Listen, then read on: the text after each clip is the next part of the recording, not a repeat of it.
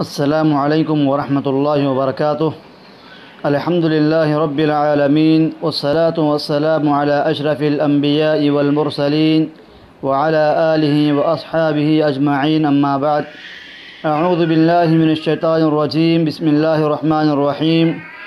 وهو الذی ينزل الغیث من بعد ما قنطوا وینشر رحمتہ وهو الولی الحمید۔ اللہ رب العالمین کا تعارف اس سلسلے کا 11واں حصہ ہے، پارٹ نمبر 11 ہے۔ ہم ہر دن اللہ تبارک و تعالیٰ کے تعارف کے سلسلے میں مختلف باتیں بتاتے آئے ہیں۔ انشاءاللہ آج اسی طرح مزید اور 2 باتوں کا اضافہ کیا جائے گا کہ ایک انسان جو بندگی کرتا ہے کہ اس کی بندگی کیسی ذات کے لیے ہونی چاہیے، اس ذات کے اندر کیا اختیار، کیا قدرت ہونا چاہیے، تب چل کر ہم اس کی بندگی کر سکتے ہیں۔ انہی میں سے ایک بات یہ ہے کہ ہم جس کی بندگی کرتے ہیں وہ ذات بیماری دینے پر قادر ہو، اسی طرح وہ ذات شفا دینے پر بھی قادر ہو۔ جس ذات کے اندر شفا دینے کی قابلیت نہیں اور جس ذات کے اندر بیمار کرنے کی قابلیت نہیں، وہ ذات کبھی عبادت کے لائق نہیں ہو سکتی ہے۔ ابراہیم علیہ السلام نے کہا، سورہ شعراء کے اندر یہ آیت کریمہ موجود ہے، سورہ شعراء سورہ نمبر 26 آیت نمبر 81۔ وَإِذَا مَرِضْتُ فَهُوَ يَشْفِينِ وَالَّذِي يُمِيتُنِي ثُمَّ يُحْيِينِ۔ جب میں بیمار ہوتا ہوں تو اللہ تعالیٰ ہی مجھے شفا دیتا ہے۔ اس آیت سے پتہ چلا کہ شفا خالص اللہ کے ہاتھ میں ہے، کسی اور کے بس کی بات نہیں کہ وہ کسی کو شفا دے سکے، کیونکہ شفا دینے والا، بیماری دینے والا، بیماری اور شفا کا مالک صرف اور صرف اللہ تعالیٰ ہی ہے، اللہ کے سوا کوئی شفا دے نہیں سکتا۔ آیت کریمہ کے اندر جو یہ کہا گیا ہے کہ ابراہیم علیہ السلام نے کہا کہ جب میں بیمار ہوتا ہوں تو اللہ شفا دیتا ہے، حقیقت میں بیمار کرنے والا بھی اللہ ہی ہوتا ہے، شفا دینے والا بھی اللہ ہی ہوتا ہے، لیکن یہ کہا کہ جب میں بیمار ہوتا ہوں تو اللہ مجھے شفا دیتا ہے۔ بیماری کو اللہ کی طرف نہ جوڑتے ہوئے شفا کو اللہ کے لیے جوڑا۔ ایسا نہیں کہا کہ وہی مجھے بیمار کرتا ہے، وہی مجھے شفا دیتا ہے، نہیں، ایسا کہا کہ جب میں بیمار ہوتا ہوں تو وہ مجھے شفا دیتا ہے۔ شفا دینے کا مسئلہ تو ابراہیم علیہ السلام نے اللہ کی طرف جوڑا، لیکن بیماری کو نہیں جوڑا۔ اس سے مفسرین اور دیگر اہل علم کہتے ہیں کہ یہاں یہ ادب سکھایا گیا ہے، یہ اللہ تعالیٰ کا ادب ہے، اللہ تعالیٰ کا احترام ہے، اللہ کی ذات کا ادب ہے کہ کسی بھی مصیبت کی چیز کو اللہ کی طرف نہ جوڑا جائے۔ ہاں، اگر ایسا کہہ دے کہ وہی مجھے بیمار کرتا ہے تو بات صحیح ہے، لیکن یہ اللہ تعالیٰ کے ادب کا تقاضا ہے کہ اللہ کے ساتھ اس بیماری کو نہ جوڑا جائے، اس لیے ادب کے دائرے میں رہ کر یہ بات کہی گئی کہ اللہ تعالیٰ مجھے شفا دیتا ہے جب میں بیمار ہوتا ہوں۔ پتہ یہ چلا کہ بیماری اللہ کے ہاتھ میں ہے اور شفا بھی اللہ کے ہاتھ میں ہے۔ صحیح بخاری کی روایت ہے کہ اللہ کے نبی صلی اللہ علیہ وسلم اپنے رقیہ کے دوران یہ دعا بھی پڑھتے تھے، امسح البأس رب الناس بیدک الشفاء لا کاشف له الا انت۔ اے اللہ، اے سارے لوگوں کے پروردگار، تو اس بیماری کو دور کر دے، تو اس بیماری کو دور کر دے۔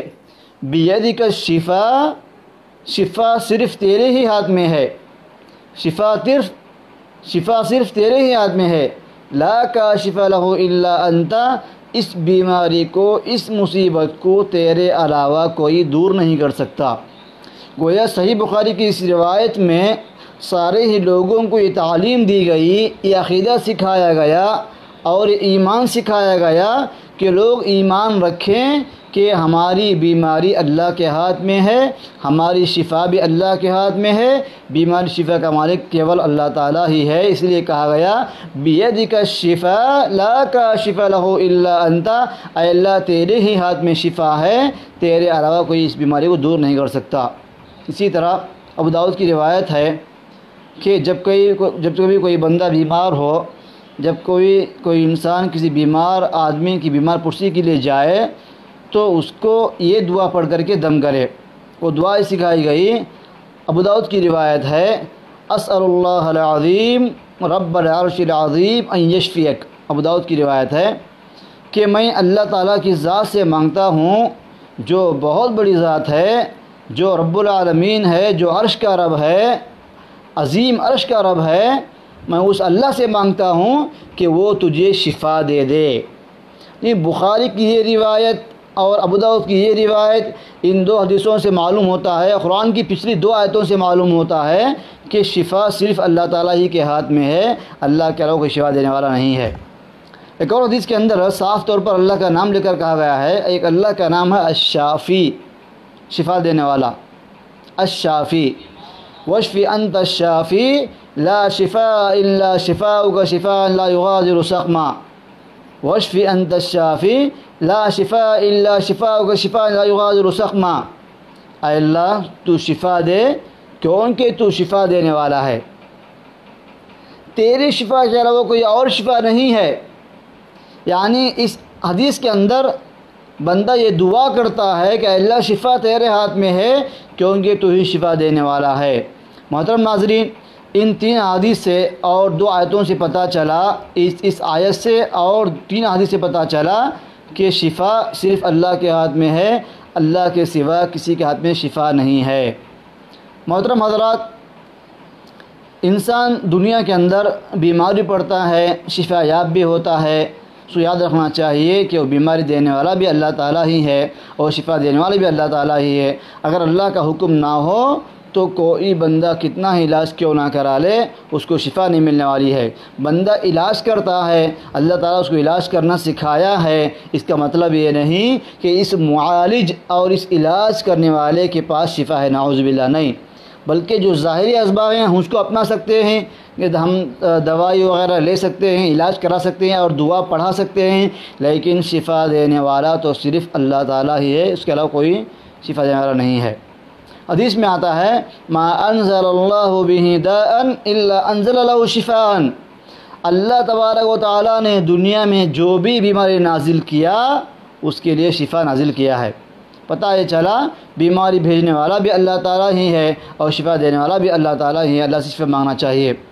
یہ دور کرونا وائرس کا دور چل رہا ہے، ہر طرف کرونا وائرس کی وجہ سے پریشانی کا عالم ہے، مصیبت کا عالم ہے، ہر طرف لوگ گھبرائے ہوئے ہیں۔ ایسے دور میں انسان کو علاج کے ساتھ ساتھ دعاؤں کا اہتمام کرنا بہت ضروری ہے۔ احتیاط کرنا کافی نہیں ہے، احتیاط کرنا اپنے گھروں کے اندر رہنا تو ضروری ہے، یہاں تک کہ مسجدوں میں نماز پڑھنے سے بھی منع کیا گیا ہے۔ ہر انسان اپنے گھر میں نماز ادا کرے، ادا کرتے ہوئے لوگوں کی محفلوں سے دور رہے اور لوگوں کی محفلوں سے دور رہتے ہوئے احتیاط برتے اور لوگوں سے میل جول رکھنا چھوڑ دے، ضرورت کے وقت ہی باہر نکلے۔ اس کے علاوہ سب سے بڑی بات یہ ہے کہ وہ اپنا بھروسہ صرف اللہ کے اوپر رکھے، اللہ سے شفا مانگے، اللہ سے اس مصیبت سے نجات کا راستہ مانگے، کیونکہ اللہ تعالیٰ بیماری سے دور کرنے والا ہے۔ محترم بھائیوں، یہ ایسی بیماری لائق ہوئی ہے دنیا کے اندر کہ اگر اللہ تعالیٰ مدد نہ کرے تو اس دنیا کو کوئی بھی اس بیماری سے بچا نہیں سکتا ہے۔ اگر اللہ تعالیٰ رحم نہ کرے تو یہ دنیا آن کی آن میں ساری دنیا اس بیماری کی لپیٹ میں آ سکتی ہے، اگر اللہ تعالیٰ کا حکم ہو تو۔ اللہ تعالیٰ بس جھنجھوڑا ہے انسانوں کو، اللہ تعالیٰ بس سبق دلانا چاہتا ہے، اللہ تعالیٰ بس ایک اشارہ دیا ہے انسانوں کو کہ انسان سارے اس بیماری کے آگے مجبور ہیں، انسان سارے اس بیماری کے آگے عاجز ہیں، کمتر ہیں، کمزور ہیں، اور بندے سارے اس بیماری کے سامنے اپنے گھٹنے ٹیک چکے ہیں۔ ہر انسان کو چاہیے کہ اللہ تعالیٰ کو یاد کرے، اللہ سے شفا مانگے، اللہ سے پناہ مانگے اس بیماری سے، انشاءاللہ اللہ تعالیٰ پناہ دینے والا ہے۔ اس کے لیے ضروری ہے کہ بندے اللہ کے خاص بن جائیں۔ اور غرض خلاصہ کلام یہ ہے کہ اللہ تبارک و تعالیٰ نے اس بیماری کو نازل کیا، وہی اس سے شفا دینے والا ہے۔ خلاصہ کلام یہ ہے کہ بیماری شفا اللہ کے ہاتھ میں ہے۔ میں بتانا چاہتا ہوں کہ ہماری عبادت اس ذات کے لیے خاص ہونی چاہیے جو بیماری اور شفا کا مالک ہو۔ یہ کرونا وائرس اگر اللہ کا حکم نہ ہوتا تو دنیا میں نہ آتا، اور اللہ ہی کے حکم سے وائرس ختم ہو سکتا ہے۔ یہ بیماری اللہ ہی کے ہاتھ میں ہے، اس سے شفا ہونا بھی اللہ کے ہاتھ میں ہے۔ یہ بیماری بھی اللہ کے ہاتھ میں ہے، یہ شفا بھی اللہ تعالیٰ کے ہاتھ میں ہے۔ اس لیے معلوم یہ ہوا کرونا وائرس سے بچنے کے لیے صرف اور صرف اللہ تعالیٰ ہی سے مانگا جا سکتا ہے۔ اللہ کے سوا کوئی بھی اس کرونا وائرس کو دنیا سے ختم نہیں کر سکتا، اور اللہ کے سوا کوئی بھی اس کرونا وائرس سے بندے کو نجات دلا نہیں سکتا۔ جو بندے بیمار ہیں، جو بندے اس کرونا وائرس کے شکار ہو چکے ہیں، ان سے گزارش ہے، چاہے وہ دنیا کا کوئی بھی انسان کیوں نہ ہو، کوئی مذہب کے ماننے والا کیوں نہ ہو، وہ ضرور دعاؤں کا اہتمام کرے۔ اللہم انی اعوذ بک من البرص والجنون والجذام ومن سجی الاسقام۔ اسی طرح صبح شام کی دعائیں میں سے ایک دعا ہے، بسم اللہ الذی لا یضر مع اسمہ شیء فی الارض ولا فی السماء وهو السمیع العلیم۔ اسی طرح دعا ہے، لا الہ الا انت سبحانک انی کنت من الظالمین۔ ایسی دعائیں جو بھی بندہ یہ دعاؤں کا اہتمام کرے گا دنیا کے اندر، چاہے وہ کسی بھی قبیلے سے تعلق رکھنے والا ہو، انشاءاللہ اللہ رب العالمین کی ذات سے قوی امید ہے کہ اللہ تعالیٰ ایسے بندے کو کرونا وائرس سے نجات دلائے گا انشاءاللہ۔ امید سے دعا پڑھو انشاءاللہ، یقین سے اللہ سے دعا کرو، چاہے بندہ کوئی بھی کیوں نہ ہو، چاہے بندہ کتنا بڑا گنہگار کیوں نہ ہو، چاہے بندہ کسی ملک کا رہنے والا کیوں نہ ہو، سب تک یہ پیغام پہنچا دیا جائے کہ اگر کوئی بندہ ان دعاؤں کا اہتمام کرے گا، اللہ تعالیٰ سے شفا مانگے گا، اللہ شفا دینے والا ہے۔ کیوں؟ اس لیے کہ اللہ تعالیٰ ہی کی ذات ہے ہم جس سے اس وائرس سے خاتمے کی دعا کر سکتے ہیں۔ ہے کوئی اللہ کے سوا کوئی ذات، اللہ کے علاوہ ہے کوئی ذات جس سے ہم اس بیماری سے خاتمے کی پناہ دعا کر سکتے ہیں؟ ہے کوئی اللہ کے علاوہ جس سے ہم اس بیماری سے نجات کی دعا کر سکتے ہیں؟ کوئی نہیں ہے، صرف اللہ ہے جو اس بیماری سے انسان کو باہر نکال سکتا ہے۔ اللہ کے سوا کوئی بھی نہیں ہے۔ محترم بھائیوں، ہمارا دل گواہی دیتا ہے، ہمارا نیچر گواہی دیتا ہے کہ ان ساری بیماریوں میں انسان مجبور ہونے کے بعد اس کے پاس صرف ایک ہی دروازہ کھلا ہوا ہے، وہ ہے اللہ تعالیٰ سے مانگنے کا دروازہ۔ قرآن کہتا ہے، اَمَّن يُجِيبُ الْمُضْطَرَّ إِذَا دَعَاهُ وَيَكْشِفُ السُّوءَ۔ کون ہے تنگ دست آدمی کی، پریشانی میں مبتلا آدمی کی دعا کو سننے والا؟ کون ہے دعا کو قبول کرنے والا اس بندے کی جو پریشانی کے اندر گھرا ہوا ہے، اس کی پریشانی کو دور کرتا ہے؟ آگے اللہ نے کہا، وَيَجْعَلُكُمْ خُلَفَاءَ الْأَرْضِ أَإِلَٰهٌ مَّعَ اللَّهِ۔ کیا اللہ کے علاوہ کوئی معبود برحق ہے؟ یعنی اس تنگ دستی کے دور میں، پریشانی کے عالم میں، اس پریشانی کو دور کرنے والا صرف اللہ ہے، اس اللہ کے سوا کوئی معبود برحق نہیں ہے۔ اسے اللہ تعالیٰ سے مانگو، اللہ تعالیٰ دینے والا ہے۔ کوئی شرمانے کی ضرورت نہیں ہے کہ کون ہم کو کیا بولے گا، لوگ کیا سمجھیں گے، نہیں، اللہ سے مانگنے والے بن جاؤ، اللہ سے پناہ مانگو اس بیماری سے، اللہ سے شفا مانگو اس بیماری سے، انشاءاللہ آپ کو شفا ملنے والی ہے۔ اور گزارش ہے، جہاں کہیں بھی اس طرح کے مریض پائے جاتے ہیں، ان مریضوں کو یہ تلقین کی جائے کہ اللہ تعالیٰ سے مانگیں، دعائیں کریں، اللہ تعالیٰ سے استغفار کریں، اللہ سے مغفرت طلب کریں، سبحان الحمدللہ، جو چھوٹی موٹے اذکار ہیں ان کا اہتمام کرتے رہیں، انشاءاللہ اللہ تعالیٰ نجات دینے والا ہے۔ اب آئیے ہم دیکھتے ہیں آگے ایک اور مسئلہ ہے کہ ہماری عبادت کس کے لیے ہونی چاہیے۔ ابھی بتایا گیا ہماری عبادت اس کے لیے خاص ہونا چاہیے جو ہمارے بیماری، ہماری شفا کا مالک ہے۔ اسی طرح ایک اور چیز ہے، ایک اور صفت اللہ تعالیٰ کی جو اللہ کے علاوہ کوئی اور وہ کام نہیں کر سکتا، وہ ہے بارش۔ یعنی اللہ تعالیٰ ہی اکیلا ہے جو بارش برساتا ہے، اللہ کے سوا کسی کے ہاتھ میں یہ طاقت نہیں، اللہ کے سوا کسی کے پاس یہ قدرت نہیں کہ وہ بارش برسائے۔ لہٰذا بارش برسانے والا ہی ہماری عبادت کے لائق ہے، اس بارش برسانے والے اللہ کے سوا کوئی عبادت کے لائق نہیں ہے۔ جیسا کہ اللہ تعالیٰ نے کہا، وَالَّذِي يُرِيكُمْ آيَاتِهِ وَيُنَزِّلُ لَكُم مِّنَ السَّمَاءِ رِزْقًا وَمَا يَتَذَكَّرُ إِلَّا مَن يُنِيبُ۔ وہی اللہ ہے جو تم کو اپنی نشانیاں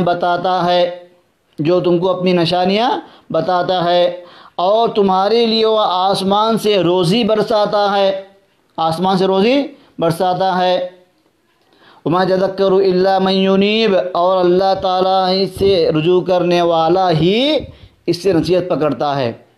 آگے فرمایا، سورہ مومن کی آیت ہے، آیت نمبر 13 اور 14، فَادْعُوا اللَّهَ مُخْلِصِينَ لَهُ الدِّينَ وَلَوْ كَرِهَ الْكَافِرُونَ، تم کو کیا کرنا ہے؟ تم دین کو اللہ کے لیے خالص کرتے ہوئے اللہ ہی کو پکارو، اللہ ہی سے دعائیں کرو، اگرچہ کہ کافروں کو یہ ناگوار گزرے، اگرچہ کہ یہ کافروں کو ناگوار گزرے، اللہ ہی کو پکارو۔ اللہ تعالیٰ اپنی نشانیاں بتاتا ہے تمہارے لیے، اور تمہارے لیے آسمان سے روزی برساتا ہے۔ آسمان سے روزی برسانے کا مطلب یہ ہے کہ آسمان سے پانی برسے گا تو ہی زمین سے روزی نکلے گی۔ اس کے بعد اللہ نے کہا کہ تم اللہ ہی کو پکارو۔ کہا پتہ یہ چلا کہ آسمان سے روزی برسانے والا ہی تمہاری دعاؤں کو سن سکتا ہے، تمہاری بات کے لائق ہے۔ جو آسمان سے روزی نہ برسا سکے، جو آسمان سے پانی نہ برسا سکے، وہ تمہاری بات کے لائق کبھی نہیں ہو سکتا ہے۔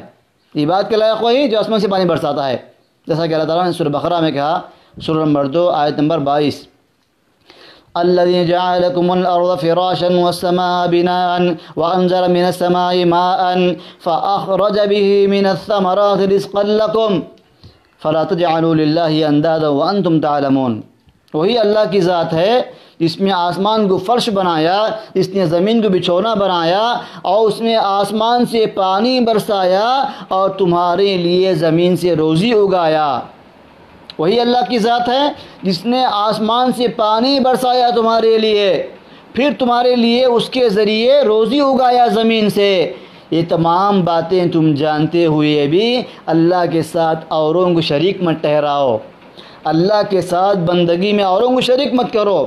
مفسرین کہتے ہیں اس کا مطلب یہ ہے تم یہ سب باتیں جانتے ہو کہ بارش برسانے والا اکیلا ہے، روزی دینے والا اکیلا ہے، بارش کا برسانا صرف اس کے اختیار میں ہے، پانی کا برسانا صرف اس کے اختیار میں ہے، اس کے اختیار کے بغیر زمین پہ خطرہ بھی نہیں پڑنے والا، اور نہ زمین سے ایک دانہ اگنے والا ہے۔ تم یہ تمام باتیں جانتے ہوئے بھی اللہ کے ساتھ ایسوں کو شریک مت ٹھہراؤ جو سب یہ تمام کام نہیں کر سکتے ہیں۔ اللہ اکبر، کتنی کھلی بات ہے، کتنی اچھی بات ہے، کتنی پیاری، کتنی انصاف والی بات ہے، کتنی انصاف والی بات ہے، کتنا انصاف والا فیصلہ ہے کہ تم ایسوں کو شریک مت ٹھہراؤ جو کچھ بھی نہیں کر سکتے ہیں۔ تمہارا رزق کا مالک تو اللہ تعالیٰ ہے، وہ اس طرح کہ آسمان سے پانی برساتا ہے، زمین سے رزق نکالتا ہے۔ تم ایسی ذات کو چھوڑ کر کے ایسوں کی بندگی کر رہے ہیں جو کچھ بھی نہیں کر سکتے ہیں۔ وہ خود بارش کے محتاج ہیں، وہ خود پانی کے محتاج ہیں، تم ان کی بندگی کر رہے ہیں۔ تمہاری بندگی کے لائق تو وہی ہے جو بارش برسانے والا ہے۔ اللہ تعالیٰ کا تعارف کا ایک بہت بڑا حصہ ہے کہ اللہ تعالیٰ بارش برسانے پر قادر ہے، کوئی دوسرا اس پر قادر نہیں، اسی لیے عبادت کے لائق بھی اللہ تعالیٰ اکیلا ہے۔ اسی طرح اللہ تعالیٰ نے کہا سورہ وَهُوَ الَّذِي يُنَزِّلُ الْغَيْثَ مِن بَعْدِ مَا قَنَطُوا وَيَنشُرُ رَحْمَتَهُ وَهُوَ الْوَلِيُّ الْحَمِيدُ۔ سورہ شورى کی آیت ہے، سورہ نمبر 42 آیت نمبر 28۔ وہی اللہ کی ذات ہے جو پانی برساتا ہے، بارش برساتا ہے لوگوں کے مایوس ہو جانے کے بعد، اور اپنی رحمت کو پھیلاتا ہے، اپنی رحمت کو پھیلاتا ہے۔ انسان جب بارش کے نہ ہونے سے مایوس ہو جاتا ہے، انسان پریشان ہو جاتا ہے، خاص کر کے وہ لوگ جو اپنی زمینوں میں فصل اگاتے ہیں، اپنی زمینوں میں فصل اگانے کی کوشش کرتے ہیں، ان کا پورا دار و مدار بارش کے اوپر ہوتا ہے۔ اگر بارش نہ ہو سال بھر کے ان کا جینا مشکل ہو جاتا ہے۔ ایسے لوگ، ایسے کسان، کھیتی باڑی کرنے والے، کھیت میں کام کرنے والے، کھیتی باڑی پر ڈیپینڈ ہونے والے آسمان کی طرف نگاہ اٹھا کر دیکھتے ہیں، ان کا دل کہتا ہے کہ آسمان سے بارش برستی ہے، بارش کے برسانے والا اوپر ہے، وہی بارش برسائے گا، ہم زمین میں کھیتی باڑی کریں گے، ہم اپنا جینا جئیں گے، ہم اپنی زندگی گزاریں گے۔ جب بارش نہیں ہوتی ہے اور فصل کا وقت آگے نکل جاتا ہے اور ایسا وقت آتا ہے بالکل دھوپ کی وجہ سے، گرمی کی وجہ سے، موسم گرما کی وجہ سے زمین سوکھ جاتی ہے، کہیں پیڑ پودے اگنے کے لائق زمین نہیں رہتی ہے، ایسے مایوس کن حالت میں جب بارش برستی ہے آسمان سے، اللہ بارش برساتا ہے، کسانوں کے چہروں پر خوشی آ جاتی ہے، کسانوں کے چہروں پر ایک مسکان آ جاتی ہے، کسانوں کے چہروں پر خوشی کے آثار ظاہر ہونے لگتے ہیں، اور جب جا کر بیج ڈالتے ہیں اللہ تبارک و تعالیٰ اس بیج سے اللہ تعالیٰ دانے نکالتا ہے، درخت نکالتا ہے۔ اس طرح ہر انسان جو مایوس ہو چکا تھا وہ خوش ہوتا اللہ کی رحمت آنے کے بعد۔ یہ کسانوں کی مایوسی کو دور کرنے والا کون ہے؟ صرف اللہ ہے۔ یہ مردہ زمین کو زندہ کرنے والا کون ہے؟ صرف اللہ تعالیٰ کی ذات ہے۔ بنجر زمین کو اگانے والی زمین بنانے والا کون ہے؟ صرف اللہ تعالیٰ کی ذات ہے۔ اس زمین سے دانے نکالنے والا کون ہے؟ صرف اللہ تعالیٰ کی ذات ہے۔ اس زمین سے درخت نکال کر، پودے نکال کر اس کو پھل لگانے والا کون ہے؟ صرف اللہ تعالیٰ کی ذات ہے۔ ایک دانے سے 100 دانے، 100 سے 700 دانے بنانے والا کون ہے؟ صرف اللہ تعالیٰ کی ذات ہے۔ یہ تمام باتیں کیسے ہوتی ہیں؟ آسمان سے بارش برسے گی تبھی یہ کام ہوتے ہیں۔ وہ بارش برسانے والا کون ہے؟ صرف اللہ ہے۔ اس لیے کہا گیا وَهُوَ الَّذِي يُنَزِّلُ الْغَيْثَ مِن بَعْدِ مَا قَنَطُوا، لوگوں کے مایوس ہونے کے بعد وہی اللہ بارش برساتا ہے، یعنی وہی اللہ۔ اس اللہ کے سوا کوئی یہ کام کر سکتا ہے؟ نہیں کر سکتا ہے۔ دنیا میں ہے کسی کے ہاتھ میں یہ اختیار کہ وہ بارش برسائے؟ نعوذ باللہ۔ بارش برسانا تو بہت دور کی بات، بارش برسنے کے بعد جو پانی زمین کے اندر چلا جاتا ہے اس پانی کو نکالنا بھی انسان کے اختیار سے باہر ہے۔ اللہ تعالیٰ نے کہا سورہ ملک کے اندر قُلْ أَرَأَيْتُمْ إِنْ أَصْبَحَ مَاؤُكُمْ غَوْرًا فَمَنْ يَأْتِيكُمْ بِمَاءٍ مَّعِينٍ، سورہ ملک کی آخری آیت ہے۔ بھلا بتلاؤ تم، اگر تمہارا پانی زمین کے گہرائی میں چلا جائے تو صاف شفاف پانی تمہارے واسطے لانے والا کون ہے؟ سبحان اللہ۔ بارش برسانے والا اللہ ہے۔ جب بارش برسانے والا اللہ اکیلا ہے تو معبود بھی وہی اکیلا ہے۔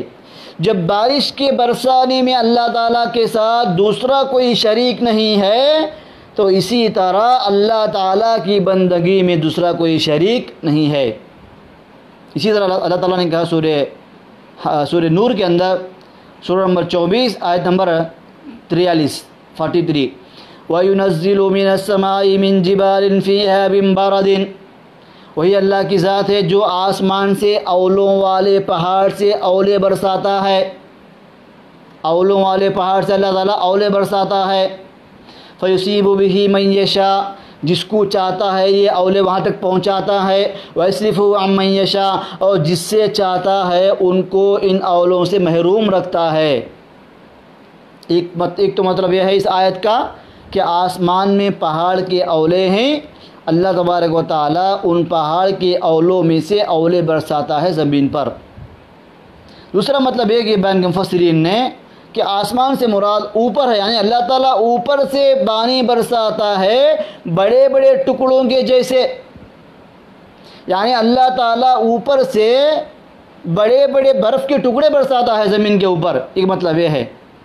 ایک اور مطلب یہ بیان کیا گیا ہے کہ اللہ تعالیٰ پہاڑوں جیسے برف کے ٹکڑوں سے ٹکڑے برساتا ہے۔ آسمان میں پہاڑوں جیسے برف کے ٹکڑے ہیں، اللہ تعالیٰ ان سے زمین پر یہ برف برساتا ہے۔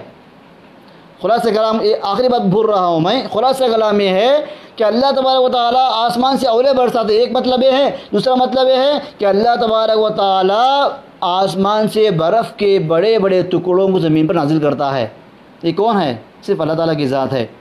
اسی طرح اللہ تعالیٰ نے کہا سورہ واقعہ کے اندر، سورہ واقعہ سورہ نمبر 56 آیت نمبر 68 سے لے کر 70 أَفَرَأَيْتُمُ الْمَاءَ الَّذِي تَشْرَبُونَ، اللہ تعالیٰ نے سوال کیا، بہترین اللہ نے سوال کیا ہے، تمہارا کیا خیال ہے اس پانی کے بارے میں جو تم پیتے ہو؟ جو پانی تم پیتے ہو اس پانی کے بارے میں تمہارا کیا خیال ہے؟ أَأَنْتُمْ أَنزَلْتُمُوهُ مِنَ الْمُزْنِ أَمْ نَحْنُ الْمُنزِلُونَ، کیا تم لوگوں نے اس کو بادل سے برسایا یا ہم برسانے والے ہیں؟ کون برسانے والے ہیں؟ کیا آپ لوگ برسائے اس پانی کو بادل سے یا ہم برسائے ہیں؟ یہ اتنا بہترین سوال ہے، اتنا بڑا سوال ہے کسی کہ میں پانی برسا رہا ہوں؟ نعوذ باللہ. ہے دنیا میں کوئی دعویٰ کرنے والا کہ میں پانی برسا رہا ہوں؟ جو اس طرح کا دعویٰ کرے گا اللہ تبارک و تعالیٰ اس بندے کو دنیا میں ہی ذلیل کرے گا. کیوں؟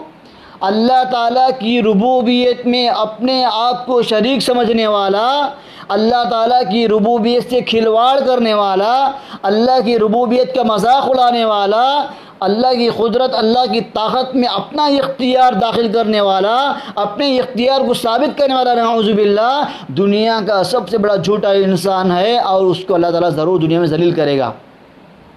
کیوں؟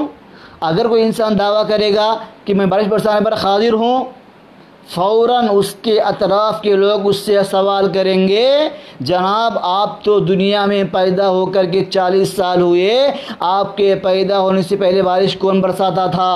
اللہ اکبر. آپ سے پہلے فلاں تھا تو فلاں سے پہلے بارش کون برساتا تھا؟ اچھا آپ بارش برساتے ہیں. آپ کے ہاتھ میں خود آپ کے پینے کے لیے جو پانی ہوتا ہے اس کا آپ کو اختیار نہیں ہے. اگر اللہ تعالیٰ آپ کو بیمار کر دے، اگر اللہ تعالیٰ آپ کی رگوں کو بلاک کر دے، تو ایک گلاس پانی بھی آپ اپنے حلق کے نیچے اتار نہیں سکتے. آپ آسمان سے پانی کیا اتاریں گے؟ اللہ اکبر. کہ بارش برسانے والا صرف اللہ تعالیٰ. اللہ تعالیٰ سوال کیا ہے، افرأیتم الماء الذی تشربون، تم جو پانی پیتے ہو اس پانی کے تعلق سے تمہارا کیا خیال ہے؟ تم بتاؤ اس پانی کے تعلق سے، کیا تم نے اس پانی کو بادل سے برسایا یا ہم برسانے والے ہیں؟ لو نشاء جعلناہ اجاجا فلولا تشکرون، اگر ہم چاہیں گے تو اس پانی کو کڑوا زہر بنا دیں گے. اللہ اکبر. اگر اللہ تعالیٰ پانی کو کڑوا زہر بنا دے، ہے کوئی اس کو میٹھا کرنے والا؟ ہے کوئی اس میں مٹھاس پیدا کرنے والا؟ ہے کوئی اس میں مٹھاس ڈالنے والا؟ ہے کوئی اس پانی کی کڑواہٹ کو دور کرنے والا؟ اگر کسی کے پاس کڑوے پانی کو میٹھا کرنے کی طاقت ہے تو سمندر کے پانی کو میٹھا کر کے بتائے جو کہ کھارا ہے. اللہ اکبر. سبحان اللہ. اللہ تعالیٰ کی ذات پاک ہے ایسے تمام بیکار کے خیالات سے جو لوگ گھڑ لیتے ہیں اللہ تعالیٰ کے تعلق سے. پتہ یہ چلا کہ بارش کا برسنا صرف اللہ کے ہاتھ میں ہے، میٹھا پانی کے نازل ہونا اللہ کے ہاتھ میں ہے، زمین سے میٹھے پانی کا نکلنا اللہ کے ہاتھ میں ہے، سمندر کے پانی کا کھارا ہونا صرف اللہ تعالیٰ کے ہاتھ میں ہے. یہ ساری قدرتیں اللہ تعالیٰ کے ہاتھ میں ہے. اللہ کے سوا ہے کوئی سارے کام کرنے والا؟ گویا اللہ تبارک و تعالیٰ نے ایسے سوالات کر کے انسان کی عقل کو جھنجھوڑا ہے. تم ذرا سوچ کر دیکھو تم کیسی ذات کی بندگی کر رہے ہو، پانی برسانے والے کی یا پانی پینے والے کی؟ اللہ اکبر. تمہارا سجدہ کس کے لیے ہو رہا ہے؟ آسمان سے بارش برسانے والے کے لیے یا پانی پی کر ضرورت کو جانے والے کے لیے ہو رہا ہے؟ غور کر کے دیکھو. اسی طرح اللہ تعالیٰ نے کہا سورہ قاف کے اندر، سورہ قاف سورہ نمبر 50 آیت نمبر 9، 10 اور 11، وَأَنزَلْنَا مِنَ السَّمَاءِ مَاءً مُبَارَكًا فَأَنبَتْنَا بِهِ جَنَّاتٍ وَحَبَّ الْحَصِيدِ، ہم نے آسمان سے بابرکت پانی برسایا، مبارک پانی برسایا، اس کے ذریعے ہم نے باغات اگائے. آگے اللہ نے کہا ایک آیت کے بعد، رِزْقًا لِلْعِبَادِ، یہ پانی ہم نے برسایا اپنے بندوں کو رزق فراہم کرنے کے لیے. گویا رزق دینے والا اللہ ہی ہے. اللہ تبارک و تعالیٰ نے رزق دینے کو، اللہ تعالیٰ نے رزق کے لیے پانی کو سبب بنایا ہے، وہ پانی برسانے والا بھی اللہ تعالیٰ ہی ہے. اسی طرح اللہ تعالیٰ نے سورہ فرقان میں کہا، سورہ 25 آیت نمبر 48، سورہ 25 آیت 48، وَأَنزَلْنَا مِنَ السَّمَاءِ مَاءً طَهُورًا، ہم نے آسمان سے پاک پانی برسایا، ایسا پاک پانی کہ جو خود پاک ہے اور پاک کرنے والا بھی ہے. یعنی بندہ اس کو استعمال بھی کرتا ہے اور بندہ اللہ تعالیٰ کے برسائے ہوئے پانی سے وضو کر کے اللہ تعالیٰ کی بندگی بھی کرتا ہے. ان تمام آیتوں سے پتہ چلا کہ پانی برسانے والا صرف اللہ ہے، یہ اللہ کے اختیار میں ہے. اگر اللہ تعالیٰ پانی روک لے ساری دنیا کے لوگ پریشان ہو جائیں گے، ساری دنیا کے لوگ سارے لوگوں میں تباہی مچ جائے گی۔